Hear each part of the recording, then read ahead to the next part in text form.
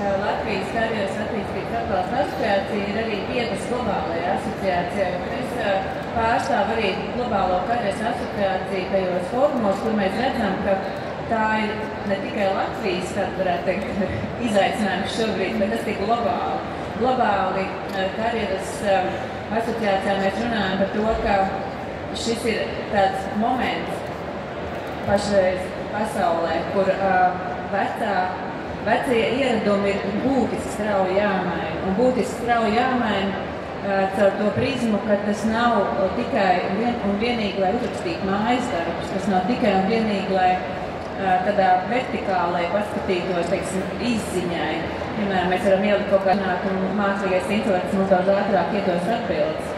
Bet darba tirgus diemžēl ir nežēlīgs, lai mēs varētu celt iekšzemes kopus uzņēmumiem, eksporta vajadzībām ir jāspēj ātrāk un meistarīgāk izveidot gan savu produkciju, gan arī pakalpojumu.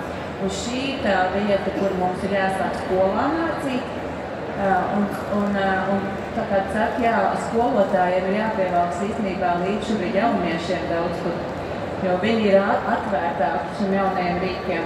Pagājušajā gadā mēs no karjeras asociācijas uztaisījām pētījumu starp pedagogiem, kas ir asociācijas ietvarā.